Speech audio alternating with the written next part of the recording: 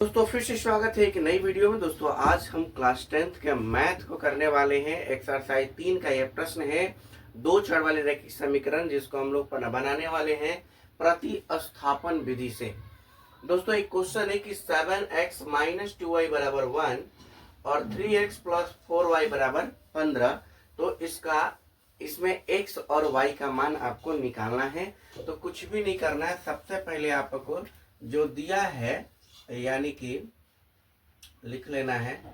हल में दिया है 7x माइनस 2y बराबर 1 और इसको मान लेना है आपको समीकरण 1। इसके बाद दूसरा को 3x प्लस 4y बराबर 15 और इसको मान लेना है समीकरण 2।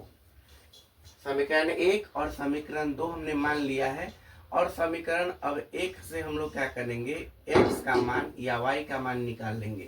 तो समीकरण 1 से समीकरण 1 में क्या है, 7x माइनस 2y बराबर 1। एक क्रम याद रखिएगा, समीकरण 1 फिर 2 फिर 3 हम यूज करेंगे ना तो आसानी से बनेगा। ये स्टेप आप याद रखिएगा। अभी समीकरण 1 से हम चल रहे हैं, यहाँ पर हम निकालेंगे x का मान यानी 7x बराबर 1 और ये माइनस के 2y बराबर के उधर जब जाएगा तो हो जाएगा प्लस के 2y।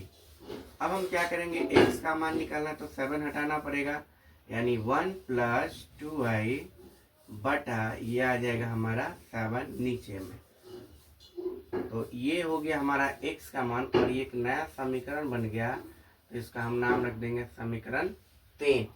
अभी मैंने 1 का इस्तेमाल किया, अभी आपको बताया था कि 1 2 3 याद रखना है।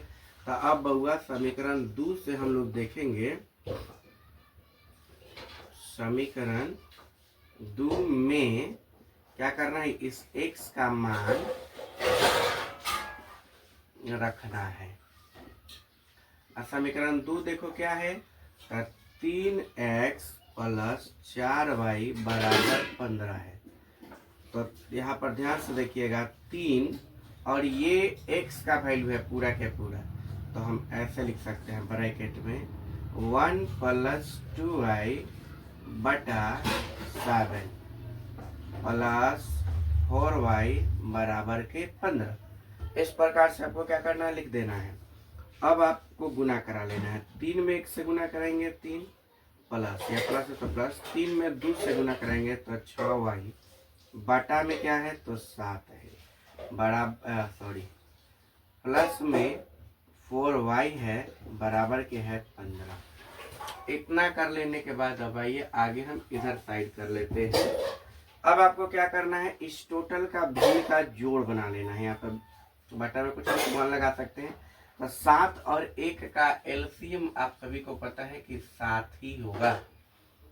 7 में 7 से भाग कराओगे तो एक बार में यानी कि ऊपर वाले से 1 में गुना कराओगे वही उतरेगा 3 प्लस 6y 3 प्लस 6y और फिर प्लस, तो आपको प्लस लगाना है। और एक यहाँ पर देखिए, एक में 7 से जब भाग लगाएंगे तो 7 ही आएगा। तो 7 में 4 से गुना करा लीजिएगा तो 28 y आ जाएगा बराबर हमारा क्या है 15। तो इसको हम लोग 15 बटा 1 कर देते हैं। अब देखिए 3 प्लस 28 और 6 दोनों y है तो हम जोड़ देंगे तो हो जाएगा 34y बटा 7 बराबर 15 बटा 1। क्रॉस मल्टीप्लाई करा लेंगे यानी कि 3 प्लस 34y में 1 से गुना कराएंगे तो सेम टू सेम ही आएगा।